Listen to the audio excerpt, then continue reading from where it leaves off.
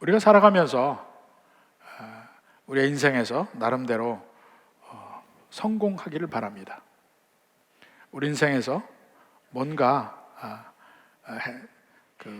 성공이라는 것도 결국은 행복을 찾기를 바랍니다. 연전에 텔레비에서 그런 게 나오더라고요. 이 개그맨들끼리 얘기하는데 언제 성공한 기분이 드냐 이렇게 물어봐요. 그러니까 서로 이렇게 얘기하는데 한 분이 자기는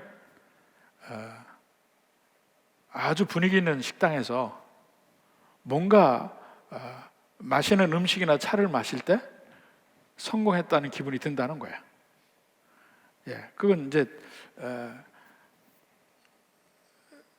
작고 확실한 데서 행복을 찾는다. 요새 뭐 소확행이라고 얘기하죠. 그런 면에서 얘기를 한 것 같아요. 여러분이 생각할 때 어떤 것이 성공이라고 생각을 합니까? 내가 원하던 것을 이룬 것일 수도 있죠.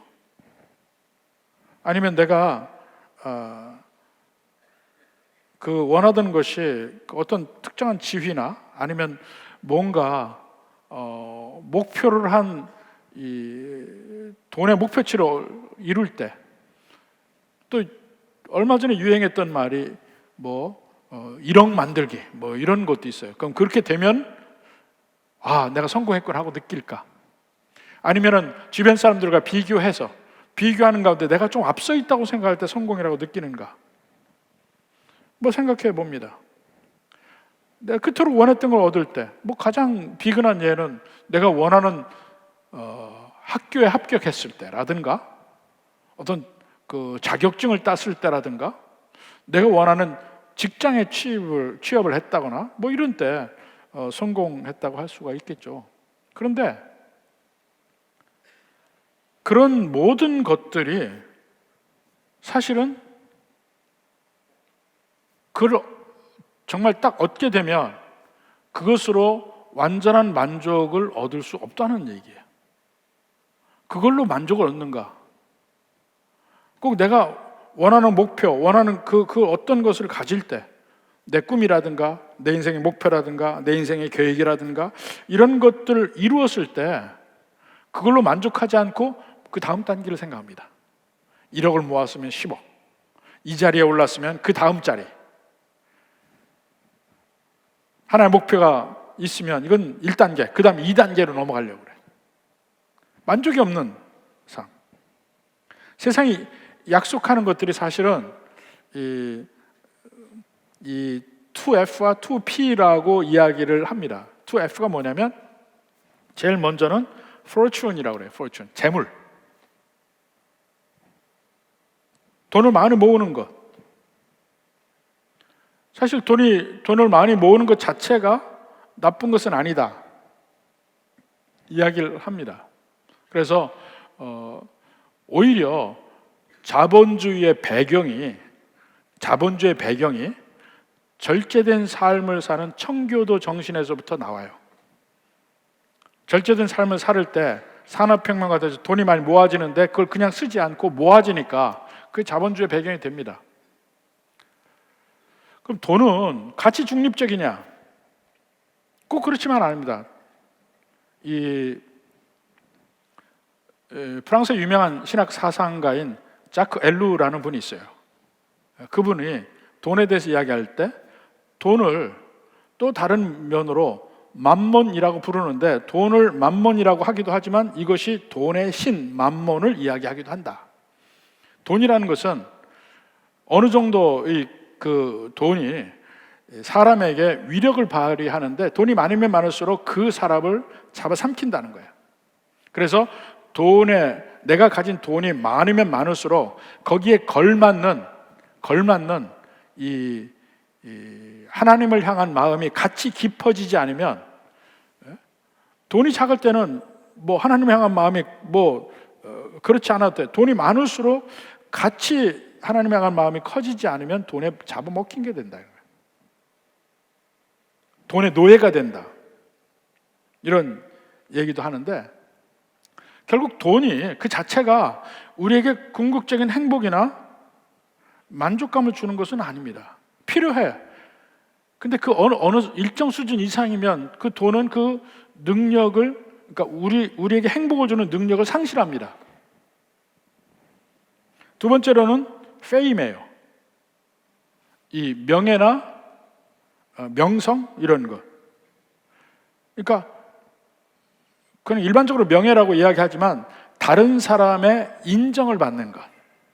내 중요성을 다른 사람의 인정을 통해서 느끼게 되고 그 안에서 뭔가 행복감을 느끼고 성공했다는 마음을 느끼는 것. 근데 그것은 안개와 같습니다. 신기루와 같아요. 없어져요. 뭔가 내가 잘하는 것 때문에, 내게 있는 어떤 강점 때문에 사람들이 나를 인정한다 할 때 그 강점이 없어지는 순간이 온다니까요. 내가 나의 어떤 멋짐이라든가 미모라든가 이것도 없어지는 게 되는 거고, 내가 뭔가 잘하는 것도 나이가 들면서 그 결국 못하게 됩니다. 모든 면이 다 마찬가지예요. 근데 그런 면에서 내 중요성을 느끼고 행복했다면 그것이 점점 없어지는 순간에 나는 우울해지고 불행해져요. 2P로는 제일 먼저 파워입니다. 파워. 권세가 있는 것, 권력을 잡는 것. 이 권세와 권력은 다른 사람의 삶에 영향을 미칠 수 있는 내 힘, 이게 권세예요. 다른 사람에게, 어떤 분은 그렇게 얘기하게 하더라고요. 파워란 뭐냐? 다른 사람을 기다리게 할 수 있는 능력이다, 이렇게 얘기해요. 누가 먼저 와서 기다리느냐? 그게 파워라는 거야. 근데 다른 사람에게 삶의 어떤 결정이나 행동이나 이런 거에 영향을 미칠 수 있는 힘, 이걸 권력이라고 합니다. 근데 그 권력도 신기루예요. 없어져. 근데 권력이 강하면 강할수록 그것을 내려놓아야 될 때 비참함이 훨씬 더 큽니다. 또 두 번째 필요는 pleasure, 즐거움. 이 세상의 쾌락, 내가 원하는 것은 뭐든지 하면서 그 안에 어떤 즐거움을 추구하는 것들, 그 안에서 진정한 자유함을 누리는 것들, 여러 가지가 있죠. 하고 싶은 걸 다 할 수 있는 거. 근데 그런 즐거움은요, 항상 오르막이 있으면 내리막이 있습니다. 취미생활 생각해 보세요. 골프를 친다, 낚시를 하러 간다, 여행을 간다. 그 가는 순간 즐거워요. 근데 항상 제자리에 돌아와야 돼요. 결국은 돌아와야 돼.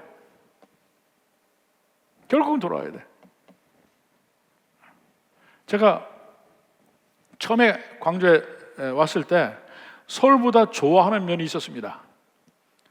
좋아하는 면이 여러 가지가 있는데 그 중에 하나가 뭐냐면, 서울은요, 일단 맑은 공기, 그 숲속에 가려면 적어도 1시간 이상은 운전하고 나가야 돼요. 1시간 이상은 이 교통체증 뚫고 나가서 1시간 이상 가야 비로소 뻥 뚫린 길도 나오고, 그 다음에 녹음이 우거진 산도 나오고 숲도 나오고 그래요. 그래서 어쩌든지 그런 걸 그리워서 나가잖아요. 그래서 아주 울창한 숲을도 즐기고 이렇게 즐기다가 결국 돌아올 때 어떻게 합니까? 다 반납해. 도로 1시간을 또 교통체증을 들어와야 집에 들어오니까. 이게 너무 힘들었어요. 근데 광주는 10분만 나가면 녹음이야. 10분 들어오는 거 괜찮아. 그게 처음에 되게 좋았어요. 이 세상의 것은 뭔가 즐기고 누리기 시작할 때는 굉장히 좋은 것 같은데 그 결국은 제자리에 돌아와야 된다고요. 그래서 그게 온전한 게 되지 못해. 세상의 것이 다 그래요. 자, 이런 건 2F하고 2P라고 그랬잖아요. 이것들을 있어야 행복하다 느껴서 각각의 자기 원하는 대로 그쪽을 향해서 갑니다. 근데 결정적인 문제가 그 안에는 하나님이 빠져 있어요. 진짜 우리 삶을 주관하시는 하나님이 빠져 있어요. 그래서 그 하나님이 없는 삶에서는 궁극적으로 지속 가능한 행복, 성공이 없다는 거야. 항상 영원하지 않아요. 이 템포를 하다가 합니다. 템포를. 일시적이에요. 일시적인 것들밖에 없어요. 그러니까 즐기고 있어도 기분이 안 좋아. 왜냐하면 결국 이걸 뺏길 거니까. 없어질 거니까. 그러니까 진정한 오래가는 참된 만족과 성공과 행복은 세상에서는 없다는 거예요. 어떻게 생각합니까? 그럼에도 불구하고 그 세상에서는 열심히 그것들을 향해서 나아갑니다. 성공의 사다리를 오르기 노력을 하고, 도중에 걸림돌이 있으면 다 그걸 제치려고 하고, 걸리는 사람이 있으면 그것도 제치려고 하고, 어떻게든지 앞에 가서 목표를 도달하려고 하는데 대부분 도달도 못하고, 도달하게 되면 그것이 내게 진정한 행복을 주지 못한다는 걸 알게 돼. 그렇지만 진정한 성공과 진정한 행복은 하나님 안에서 하나님이 주시는 방법대로 하면 발견할 수 있다는 거예요. 오늘 베드로가 그런 면을 이야기를 합니다. 참된 행복과 참된 성공. 지금 하나 또 잊지 말아야 될 것은 그 이야기하고 있는 대상이 누구냐면 예수님 믿으면서 온갖 고통과 고난 속에 있는 사람들에게 이야기해요. 그들에게 그 상황 속에서도 진정한 행복을 얻을 수 있는 방법을 베드로가 가르쳐 주는 거예요. 제일 먼저, 그러니까 전부 이 세 가지 면을 여기서 이야기를 하는데, 두 가지라고도 할 수 있고 세 가지라도 할 수 있습니다. 그런데 세 가지로 봅시다. 처음에 5절에 봐요. 젊은 자들아, 이와 같이 장로들에게 순종하고 다 서로 겸손으로 허리를 동이라. 자, 계속해서 이전에 그리스도인들의 삶에서 이야기한 내용입니다. 순종하는 자세를 가지고 특히 내 앞에 권위가 있는 사람들에게 순종하라. 장로로 특정되는 모든 내 윗사람을 얘기하는 거예요. 그건 교회 안이나 교회 밖이나 어디든지 마찬가지입니다. 위에 있는 사람을 존중하고 공경하고 순종하라.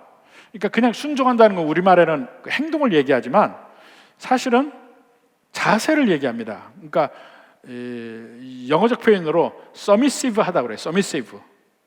그 순종은 그냥 submission, 그냥 말을 듣는 행위를 이야기할 것이고, submissive 하다는 것은 이 자세를 얘기해요. 항상 순종적 자세. 여러분 보세요. 모든 그리스도인 중에 가장 존경할 만한 그리스도인들을 여러분 꼽아보세요. 그들이 가진 공통적인 특징이 뭔지 아세요? 순종적 자세를 가지고 있습니다. 권세를 있는 사람들에게는 기본적으로 인정해주고 존중해주고 하는 겁니다. 이게 그리스도인들의 제일 큰 특징 중에 하나예요. 여기 보면, 자, 겸손으로 허리를 동이라고 그랬잖아요. 그 허리를 동이라는 말이 바로 뭘까요?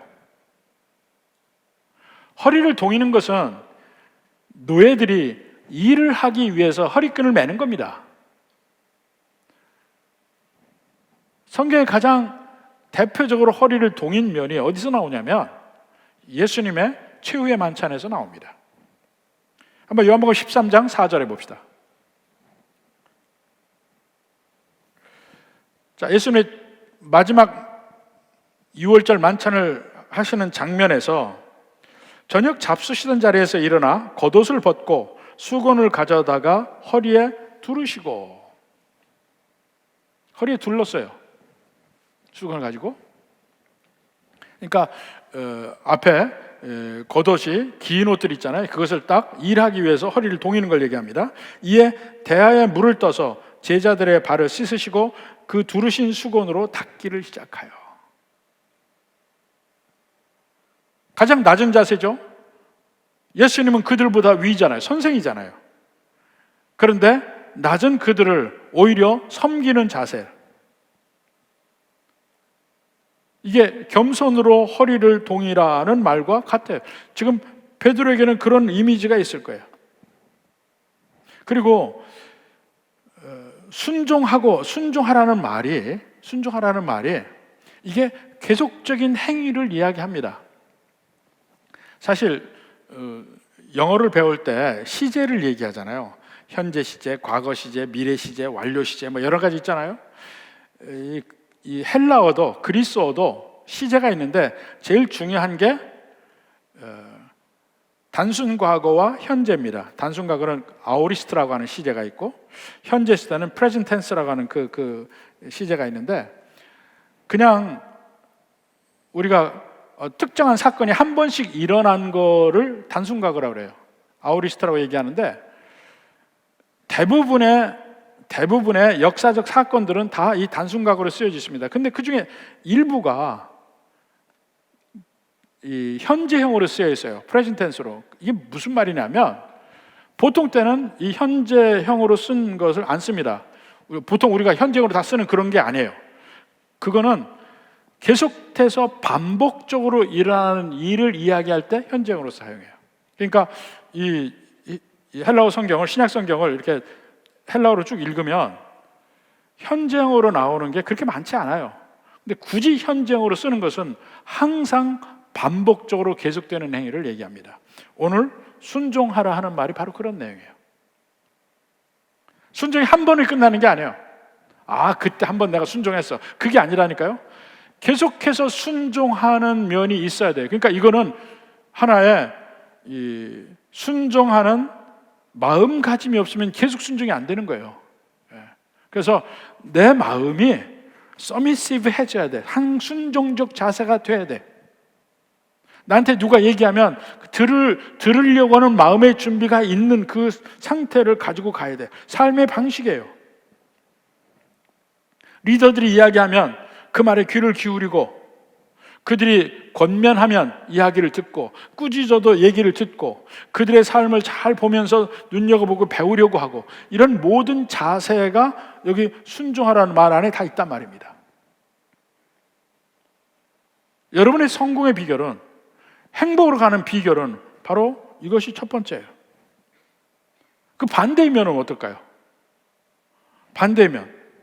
사실 이 베드로가 그 5절 후반부에 보면 그 잠언서를 인용한 그대로 나옵니다. 하나님은 교만한 자를 대적하시되 겸손한 자들에게는 은혜를 주시느니라. 이 말이 잠언에 있는 말을 그대로 인용한 거예요. 잠언 3장 31절부터 봅시다.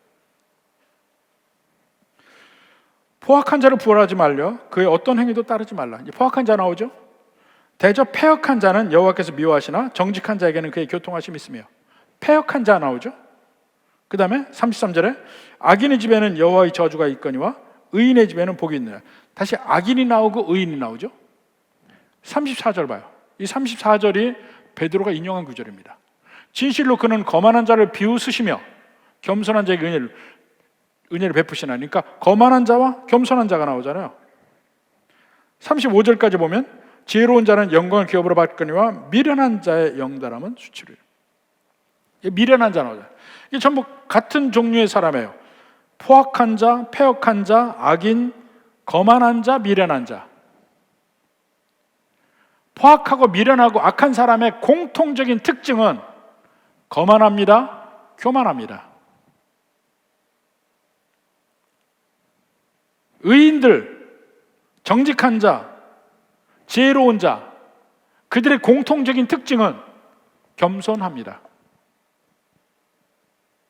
그냥 밝게 드러나요. 겸손합니다.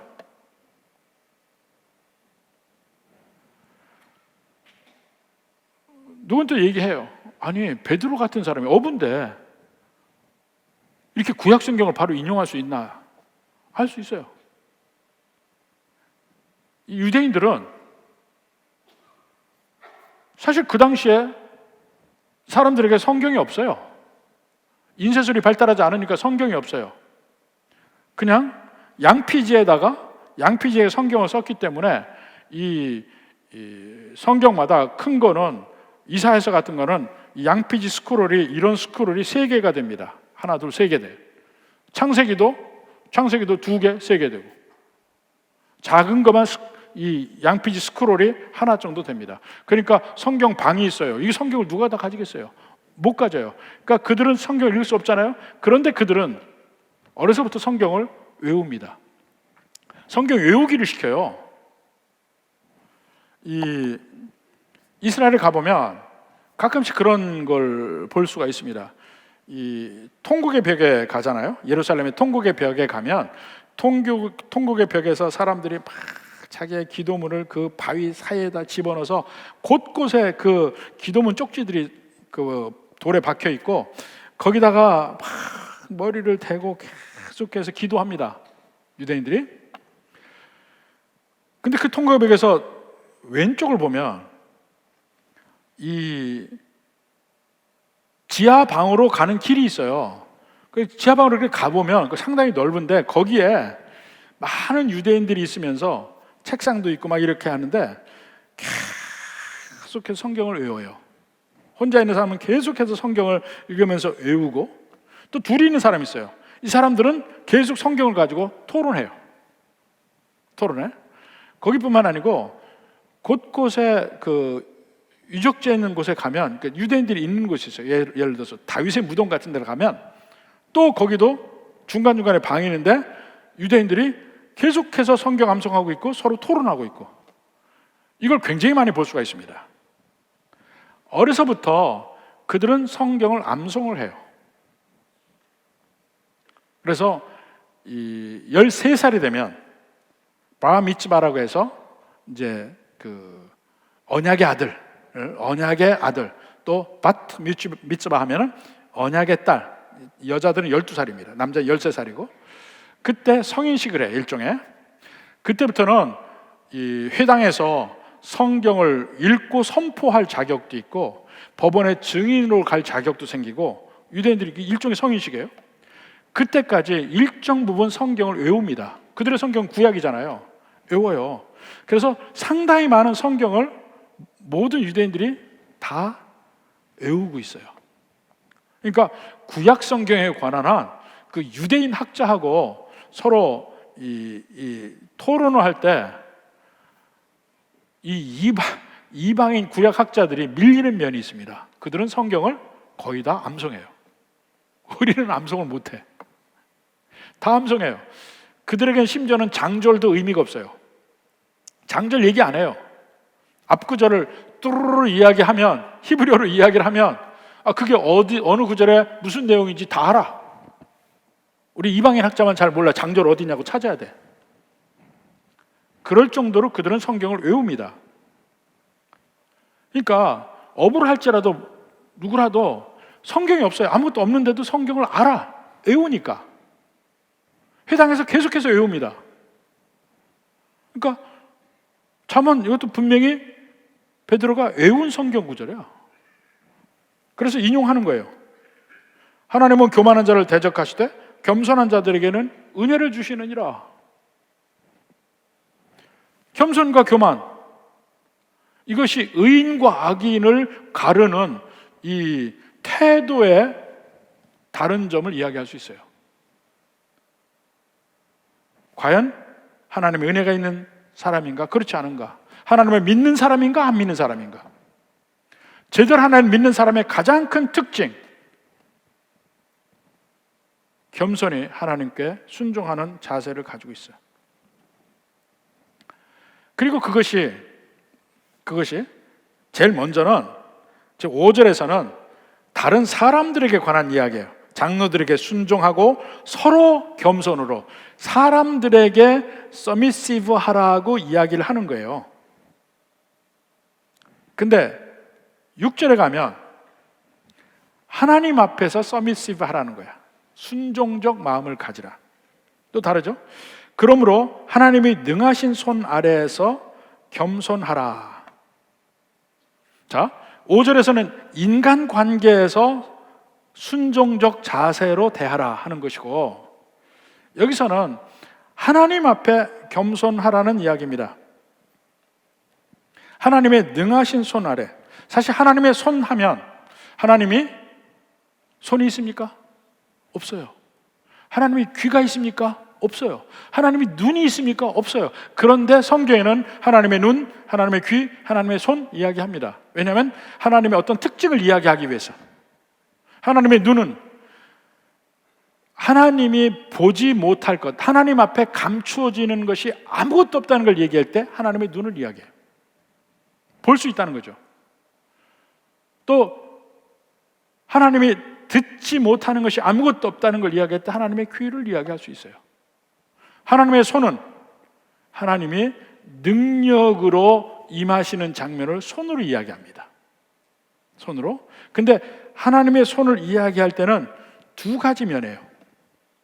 제일 먼저는 하나님의 심판 또는 훈련이에요. 디시플린이라고 이야기할 수 있는 겁니다. 자, 출애굽기 3장 20절 봅시다.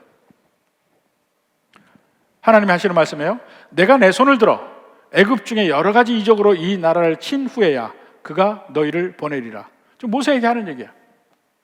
내가 내 손을 들었다는 거야. 하나님의 능력을 베풀겠다는 것이죠. 그런데 애굽에 임하는 재앙이 하나님의 손으로 하는 거예요. 그 애굽 백성뿐만 아니고 믿는 백성에게도 하나님의 손이 임할 때 괴로움이 임할 수 있다는 거예요. 그래서 제가 앞에 훈련 또는 디시플린이라고 이야기한 거예요. 욥기 30장 21절 봅시다. 주께서 돌이켜 내게 잔혹하게 하시고 힘 있는 손으로 나를 대적하시나이다. 욥이 괴로움 당하고 있는 것이 거기에 하나님의 손이 있다는 거야. 하나님의 손이 내게 임해서 나를 괴롭게 한다는 거야. 그러나 욥은 특정한 잘못이 없잖아요. 그럼에도 불구하고 괴롭히는 그 하나님의 손은 뭘 의미하냐면 결국 하나님이 나중에 이제 베드로 전서에도 이야기하지만 그 불같은 시험이야. 이 정금같이 나오게 하는 불같은 시험. 지금 나보다 훨씬 더 낫게 하는 그 훈련 기간, 디시플린이라고 할 수 있단 말입니다. 그게 하나님의 손. 근데 지금 내게 임할 때는 여러 가지 괴롭고 힘들게 오게 되는 거예요. 마치 심판과 똑같이. 시편 32편 4절도 봅시다. 시편 32편은 다윗이 하나님 앞에 회개하고 나서 허물의 사함을 받은 자는 복이 있도다고 얘기하는데 그 회개하기 전에 그 하나님께 짓눌리던 그 상태를 이야기하는 내용이에요. 주의 손이 주야로 나를 누르시오니 내 진액이 빠져서 여름 가뭄에 마름같이 되었나이다. 너무너무 괴로운 상태로 가게 되는 거야. 하나님의 손이 나를 짓눌러서 회개하지 않고는 견딜 수 없는 마음으로 만드시고 하나님이 믿는 백성에게 허락하시는 괴로움이 있다는 얘기예요.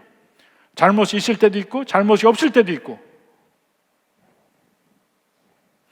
그러한 면에 하나님의 손이 있고 반대로 하나님의 손이 자기 백성을 구출하시는데도 하나님의 손이라고 합니다. 신명기 9장 26절 보십시오. 여호와께 간구하여 이르되 주 여호와여 주께서 큰 위엄으로 속량하시고 강한 손으로 애굽하여 인도하여 내신 주의 백성 곧 주의 기업을 멸하지 마옵소서. 하나님이 애굽에서 이스라엘 백성들을 인도해낸 건 구출해낸 것은 하나님의 강한 손이었다고 이야기를 해요. 또 에스겔서 20장 34절 봅시다. 능한 손과 편팔로 분노를 쏟아 너희를 여러 나라에서 나오게 하시며 이때는 무슨 말이냐면 에스겔도 이 이스라엘이 멸망한 뒤에 이 바벨론의 포로로 잡혀간 제사장이에요. 근데 에스겔에게 임한 하나님의 그 말씀이 뭐냐면 이제 하나님의 능한 손, 하나님의 편팔 그걸로 분노를 쏟아 너희를 여러 나라에서 나오게 하며 지금 그들은 바벨론에 또 그 인근에 퍼져서 포로로 잡혀가 있어요. 근데 하나님의 능한 손이 임할 때 그들을 다시 그 나라에서 구출한단 말입니다. 애굽에서 이스라엘 백성들을 구출했듯이 구출해내는데 그것을 하나님의 능한 손이라고 표현하고 있어요. 그러니까 믿는 백성에게 국한해서 이야기하자면 제일 먼저 하나님의 훈련이 있을 수 있어요. 우리를 더 나은 길로 가게 하는 고통으로 하나님의 손이 임할 수 있고, 두 번째는 하나님의 구출하심을 나타내는 능한 손이 있을 수 있다는 거야. 두 가지 면이 나타나요. 여기서도 결국 오늘 본문 6절에도 보면 겸손하면 때가 되면 너희를 높이시리라. 그 하나님이 능한 손으로 하는 거예요. 그것도 일종의 구출이죠. 높이시는 거예요. 그 하나님의 능한 손 아래에서 겸손하라 하는 거예요. 그러면 이 겸손은 어떻게 표현이 될까요? 어떻게 표현이 될까요? 지금 이 말씀을 듣고 있는 이스라엘 백성들은 크리스찬들이죠. 크리스찬들이에요. 지금 로마 제국 안에서도 황제 숭배를 안 하기 때문에 괴로움 당하죠. 유대인들에게도 예수 믿는 사람들이 괴로움 당하고 2중 3중으로 고통을 겪고 있는 그들에게 하나님의 능하신 손 아래 겸손하라고 이야기해요. 왜냐하면 하나님의 손이 임해서 고통이 임한 것도 하나님의 손, 하나님의 뜻이라는 거예요. 베드로전서 3장 17절 봐요. 선을 행함으로 고난받는 것이 하나님의 뜻. 하나님을 믿고 사는 삶 때문에 고통받는 것 하나님의 뜻이라는 거예요. 또 우리를 정결케 하고 훈련시키는 것도 하나님의 뜻이라는 거예요. 베드로전서 4장 12절도 마찬가지죠. 사랑하는 자들아 너희를 연단하려고 오는 불시험. 연단한다는 게 뭡니까? 대장장이가 불에다가 철을 넣고 빨갈 때 막 두들겨 패잖아요. 그게 연단이야. 또 불에 넣고 또 두들기고. 왜 이렇게 합니까? 모든 이 잔물을 없애는 거죠. 거기에 모든 찌꺼기들을 없애서 더욱 순도를 높이고 강하게 만드는 것이 연단이에요. 너희를 연단하려고 오는 불시험. 하나님이 주신 거잖아요. 우리를 더욱 순수하게 하고 정결하게 하고 하나님 자녀답게 하고, 그것이 우리에게 고난이 임하는 하나님의 뜻이라고. 근데 그러한 고난이 임할 때 우리가 겸손히 임한다는 건 어떤 뜻입니까? 겸손한다. 그것을 하나님의 뜻으로 받아들인다는 거예요. 하나님의 뜻으로 인정하고 받아들여요. 하나님의 훈련으로 받아들여요. 환난 가운데서 이 환난도 하나님이 내게 주시는 훈련이라 생각하고 받아들여요. 또 정한 때, 정한 방법으로, 하나님의 방법으로 하나님의 때에 결국은 구출해 주시는 것도 믿고 가는 거예요. 그게 겸손함으로 받아들인 거예요. 하나님의 능하신 손 아래서 겸손하라는 내용이에요. 우리는 온갖 괴로움과 어려움이 있을 때 어떻게 하든지 거기서 벗어나기 위한 노력을 하는데, 그 노력이 지나치게 인간적일 때가 많이 있습니다. 막 어떻게 인간적으로 조정해서 어떻게든지 해보려고 하고. 근데 그것은 하나님의 능한 손 앞에 겸손한 게 아니에요. 또 어떻게든지 여기서 빠져나가고 하나님의 때를 기다리지 않는 조급한 마음, 이것도 하나님 앞에 겸손한 게 아니에요. 참으로 하나님 앞에 겸손하다면 하나님의 뜻을 받아들이는 거예요. 내 뜻대로가 아니고 하나님 뜻 안에서 그 자리를 있는 그대로를, 그 환난을 받아들이는 거라니까. 그렇게 하면 그 결과가 어떻게 될까요? 6절 후반부에 뭐라 합니까? 때가 되면 너희를 높이시리라. 스스로 높아지려고 하는 게 아니에요. 스스로 빠져나가려고 하는 게 아니에요. 때가 되면 너희를 높이시라. 하나님의 방법과 하나님의 때에 너희를 구출하시고, 구출만 하는 게 아니고 높이신다는 거예요. 이것이 제일 먼저 이 하나님의 품성이, 이건 하나님의 품성입니다. 하나님의 품성이 적용되는 게 누구냐면 예수님이에요. 예수님. 빌립보서 2장 5절부터 한번 봅시다. 너희 안에 이 마음을 품으라. 곧 그리스도 예수의 마음이니. 그러니까 그리스도 예수의 마음을 이 품으라는 그 내용이 나오잖아요. 그게 결국 한마디로 이야기하면 겸손함이에요. 겸손함. 어떻게 겸손함이냐면 6절부터 봅시다.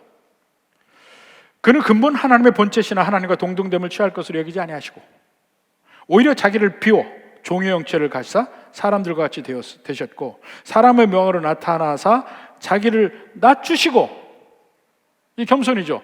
낮추시고 죽기까지 복종하셨다. 이게 예수님의 참된 겸손이에요. 십자가의 죽으심이 참된 겸손이에요. 하나님께 모든 것을, 하나님의 뜻을 받아들이는 행위. 이러므로 그렇게 하나님의 손 아래 겸손하니까, 이러므로 하나님의 때가 되면 너희를 높이시라. 그 말 그대로 나타나는 거예요. 이러므로 하나님의 그를 지극히 높여 모든 이름 위에 뛰어난 이름을 주사. 10절에 모든 무릎을 예수의 이름에 꿇게 하시고, 존귀케 한 거죠. 모든 입으로 예수 그리스도를 주라 시인하여. 가장 존귀케 하셨잖아요. 그 마음을 품으라고 그랬죠. 이 겸손한 마음이에요. 하나님 앞에 겸손한 마음. 하나님 앞에 겸손한 마음을 갖는다면 내가 환난과 고난 속에서도 하나님의 뜻을 받아들이는 거예요. 그리고 하나님의 방법을, 하나님의 때를 기다리는 거예요. 그러니까 적절한 때가 되었을 때 하나님은 예수님을 높이시잖아요. 야고보서 4장 10절에도 뭐라 합니까? 주 앞에서 낮추라. 그러면 너희를 높이시리라.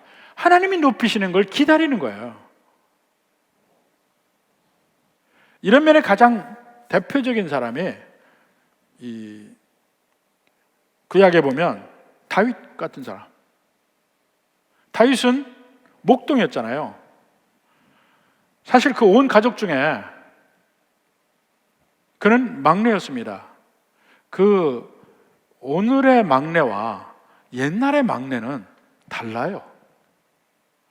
옛날에 9남매 10남매 할 때 막내는 있는지 없는지 모릅니다. 지금이니까 뭐 둘, 셋 이고 막내가 어쩌고 막 물고 빨고 그러지만 옛날의 막내는 없어도 되는 존재가 나온 존재야. 다윗이 그랬어요. 형들에게 인정도 못 받고 아버지에게도 인정 못 받았어요. 그리고 나가서 이제 목동 노릇 하는 거야. 아무도 인정하지 않는 사회, 그 환경 속에서 외롭게 혼자서 양치고 목돈 노릇 한 거야. 그 안에서 스스로 악기도 불고 양치는 법을 잘해서 내게 맡긴 양을 잘 치는 법을 점점 거기서 배운 거야. 그리고 자기 인생을 하나님께 맡긴 거야. 낮아진 상태로 영원히 산다? 좋아요. 그 삶에 있는 삶에서 집중하고 살았어요. 그게 아주 열악한 환경이잖아. 밤 되면 춥고 늑대들 나타나고 양들은 말도 더럽게 안 듣고 그 가운데 양치기를 하고 있는 거예요. 그러면서 그가 느낀 마음들, 그것을 시편으로 남겼는데 그게 시편 1편에서 50편 그 안쪽에 집중적으로 있습니다. 그가 목동으로 있을 때 그의 마음을 알 수 있는 것, 가장 대표적인 게 시편 8편 같은 거예요. 천지 만물을 보고 하나님의 위대하심, 웅장함을 찬양하는 그 장면도 나오고, 그때 하나님이 그러한 그를 높이십니다. 하나님이 높여. 그가 이 세상에 나가려고 이제 나 준비됐으니까 하산하리라 이런 거 없었어요. 하나님이 높이셔. 한번 봅시다. 사무엘상 16장 18절 봅시다. 소년 중 한 사람이 대답하여 이르되 내가 베들레헴 사람 이새의 아들을 본즉 수금을 탈 줄 알고 용기와 무용과 구변이 있는 준수한 자라. 여호와께서 그와 함께 계시더이다.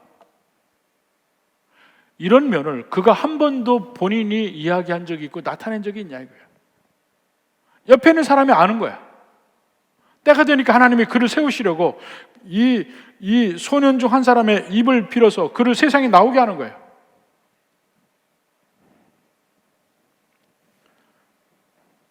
시편 78편에도 그것이 하나님의 인도하심과 뜻이라는 것을 이야기합니다. 시편 78편 70절부터 봐요. 또 그의 종 다윗을 택하시되 양의 우리에서 취하시며, 양의 우리 목동했잖아요. 그냥 집 앞에 양의 우리가 아니야. 들에 나가서 양들을 돌보는 그 외로운 목동이었다고요.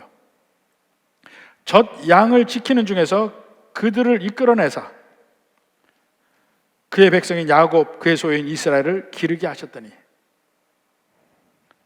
이제 양떼들을 돌봤는데 이제는 하나님의 양들인 이스라엘 백성들을 돌보는 새로운 목자로 만드신다는 얘기예요. 이에 그가 그들을 자기 마음의 완전함으로 기르고 그의 손에 능숙함으로 그들을 지도하였도다. 제일 먼저 다윗이, 그들이 누구냐면 첫째로는 양들이에요. 진짜 양들. 그 양들을 잘 돌봤어.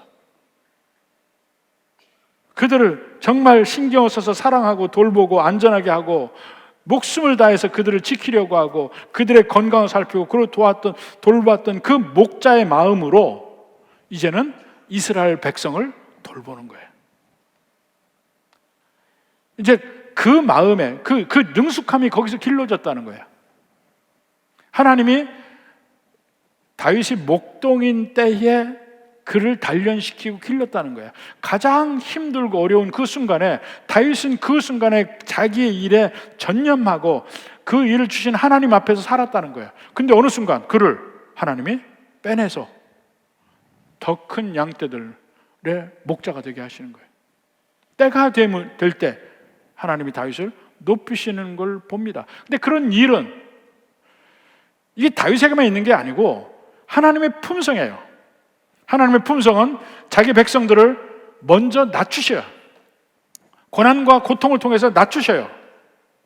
그리고 그것이 충분히 그 면에서 훈련이 된 사람들은 하나님이 정한 때, 정한 방법으로 높이십니다. 근데 높이게 될 때에 비로소 그 높임받는 그 순간, 하나님이 높이시는 그때에 진정 성공에 딸 수 있고 진정 행복을 맛볼 수 있고 하나님이 주시는 그 식지 않는 오래 가는 그런 샬롬을 가질 수 있게 되는 거예요. 그다음에 세 번째로 염려의 문제를 얘기합니다. 7절에 너희 염려를 다 주께 맡기라. 이는 그가 너희를 돌보심이라. 이 맡기라는 말이 잡아서 어떤 짐을 던진다는 개념이 그 안에 들어가 있어요. 그냥 내 집 맡아주시오 그게 아니고 던져서 저쪽으로 완전히 짐을 완전히 이동시키는 그런 면이거든요. 그러니까 상당히 능동적인 행위예요. 내가 그냥 아무것도 안 하고 기다린다 그게 아니고 능동적으로 내게 있는 짐을 없애버리는 거야. 옆 사람에게 던져주는 거야. 그게 여호와께 내 염려라는 짐을 던져버리는 거예요. 이것도 이사야서 55장 22절 봐요. 내 짐을 여호와께 맡기라. 똑같은 말이에요. 맡기라는 말이. 그가 너를 붙드시고 의인의 요동함을 영원히 허락하지 아니하시리라. 여기서 의인의 요동함이라고 그랬잖아요. 의인의 요동함. 의인의 요동함이 뭘까요? 첫째로는 불안함이 있죠. 불안함. 네? 두려움이 임할 때 염려하게 되거든요. 근데 그 두려움이 주로 어디서 옵니까? 지금 환난 중에 있는 성도들이에요. 환난 중에 있는 성도들이 항상 자기 삶에 대한 두려움이 있고, 또 하나는 괴로울 때 나를 괴롭히는 사람들이 있어요. 그 괴롭히는 사람들에 대해서 내가 복수심이 있거든. 갚아주고 싶은 마음이 생겨요. 한번 통쾌하게 한번 맛을 보여주고 싶어. 그게 의인의 요동함이에요. 삶 속에서 막 두려워서 떠는 마음, 복수하고 싶은 마음, 그 온갖 환난과 어려움 속에서 느껴지는 그 마음들이 요동하며, 예수 믿는 사람도 그 요동함이 있을 수 있어요. 그런데 거기서 벗어나는 방법이 내 짐을 하나님께 옮겨놓는 거야. 맡기는 거. 그러니까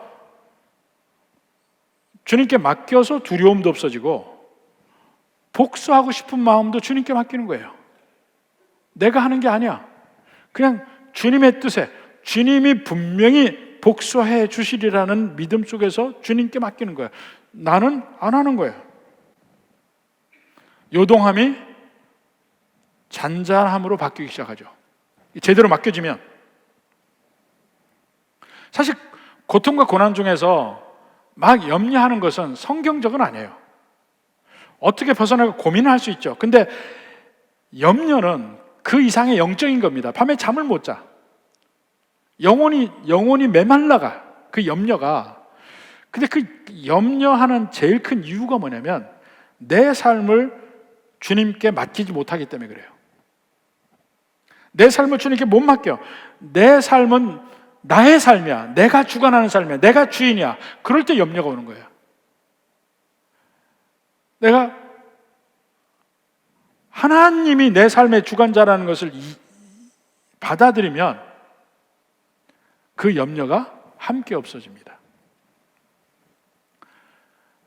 제가 처음에 이 신학을 하고 초창기에 물질적인 어려움이 굉장히 많았죠. 제가 만약에 내가 가정의 가장으로서 내가 내 가족의 모든 살림을 내가 책임진다고 생각을 했으면 저는 이 마음의 짐 때문에 아마 미쳐 죽었을 거야. 책임감을 어떻게 해볼 수는 없고 앞으로 눈앞에 보이는 건 없고.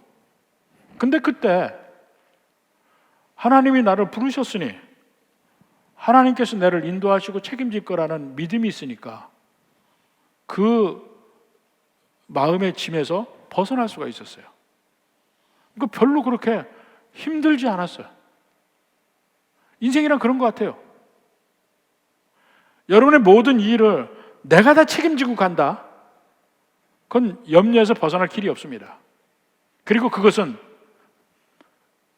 이 불신앙이야. 하나님이 내 삶의 주관자가 되신다는 것을 인정하는 것이 맡기는 거예요. 그러면 염려도 같이 가요. 내가 어떻게 해야 될지 계획은 하지만 나를 짓누르는 염려는 거기서 빠져나간다니까. 내 일이 아니야. 그러니까 예를 들어서 그냥 회사라고 얘기하면 내가 사장이 아니야. 나는 전무나 산무예요. 사장은 하나님이에요. 우리 교회 진짜 목자도 하나님이에요. 나는 거기서 그 하나님 뜻 안에서 그 밑에서 일하는 전무라고 생각해. 지배인이라고 생각해. 그러면 짐이 훨씬 덜어집니다. 여러분의 집의 가장도 여러분이 아니에요. 하나님이에요. 여러분은 그냥 가장 밑에 있는 집사야. 지배인이야. 훨씬 마음에 짐이 덜어집니다. 그러니까 이것은 자기 포기하거나 체념이나 이게 아니에요. 의식적으로, 능동적으로 짐을 하나님께 맡기는 행위예요. 이게 있어야 돼요. 그럴 때 진정으로 평안함이 내 심령에 오기 시작해요. 세 가지. 모든 사람들에 대해서 순종적인 마음을 갖고 그들을 존중하자. 성공 비결 첫 번째. 두 번째는 내 모든 환경 속에 하나님 앞에 겸손하자. 이게 무슨 뜻이냐면 모든 환난이 있어도 그것이 하나님의 뜻 안에서 주어진 걸 믿고 하나님의 구원의 때, 구원의 방법 주님께 맡기고 사는 거야. 그리고 세 번째로 내게 오는 불안감, 내게 오는 복수심 다 주님께 맡기는 거야. 이게 되면 여러분 행복할 수 있어요. 환경과 관계없이 샬롬을 가질 수 있어요. 사실 우리의 행복의 핵심은 샬롬이잖아요. 샬롬. 우리에게 평안한 마음이 있는가? 이 세상 누구도 나를 어찌할 수 없는 평안한 마음을 내가 갖고 있다면 그게 성공이에요. 뭐가 성공입니까? 이 성공은 이 세상에 절대로 어찌할 수 없어요. 이 세상에 어찌할 수 없어. 절대로 내게서 빼앗을 수 없는 거야. 이건 하나님과의 관계 속에 있는 것이고 내 자세에 달린 거지 남에게 달리고 환경에 달린 게 아니기 때문에 빼앗을 수가 없는 거야. 그래서 좀 더 효과적으로 얘기하면 그런 면에서 우리의 목표를 분명하게 해야 됩니다. 우리 삶의 방향을 분명하게 해야 됩니다. 그것은 말씀이 우리에게 주는 거예요. 말씀이 없으면 그 삶의 방향이 없지. 시편 119편 105절 보십시오. 주의 말씀은 내 발의 등이요 내 길의 빛이니이다. 사실 우리가 매일 살아갈 때 왜 우리가 두렵습니까? 앞에 안 보여. 어두워요. 그런데 주의 말씀은 내 발의 등이에요. 한 걸음 한 걸음 앞에 가게. 여기서 참 재밌는 게 주의 말씀은 내 발에 서치라이트가 아니에요. 저 끝까지 다 비춰주고 저기 가는 거다 이렇게 미리 알려주지 않아요. 한 걸음 뗄 수 있게끔만 해줘요. 그걸로 좋게 하나님은 내게 한 걸음 뛰는 그것만 보여줘. 모든 걸 알려줘서 내 맘대로 머리 돌려서 살라는 게 아니에요. 그냥 한 걸음 한 걸음 주님 인도하신 대로 간다는 면이에요. 그리고 주의 손이 임하잖아요. 주의 손이 여러 가지 환난으로 어려움으로 임할 때 이때도 하나님 말씀이 필요하죠. 말씀이 뭐라 합니까? 디모데후서 3장 16절에 모든 성경은 하나님의 감동을 들어서 교훈과 책망과 바르게 함과 의로 교육하기 위해. 거기 책망도 있잖아. 책망도 있어요. 잘못해 너 잘못 가는 길이다. 바르게 함, 바른 길이 무엇인지 새롭게 가르쳐. 거기서 바꿔서 이렇게 가야 된다. 말씀이 한다니까. 그러니까 말씀이 없이 어떻게 내 길에 인도하심 주님께 맡기고 가는 생활을 할까요? 맡기는 생활이 뭐냐면 내 뜻이 아니고 하나님 뜻대로 간다는 것이 맡기는 거야. 말씀이 없이 어떻게 해요? 그 다음에 모든 지혜가 성경에 있다는 얘기죠. 시편 119편 98절부터 봅시다. 주의 계명들이 항상 나와 함께함으로 그것들이 나를 원수보다 지혜롭게. 하나님의 말씀이 내게 있으면 나를 지혜롭게 한다는 거예요. 근데 더 봅시다. 내가 주의 증거들을 늘 읊조림으로 나의 명철함이 나의 모든 스승보다 나으며. 늘 읊조림으로 무슨 말입니까? 내가 모든 사물을 볼 때 하나님의 말씀의 관점으로 보게 된다는 거예요. 그게 진리라는 거예요. 하나님의 말씀의 관점으로 봐요. 세상의 관점이 아니고. 마지막으로 100절에 주의 법도들을 지킴으로 나의 명철함이 노임보다 나으니라. 지혜의 핵심이 뭔지 아세요? 하나님의 뜻을 아는 것, 그 다음에 행하는 것.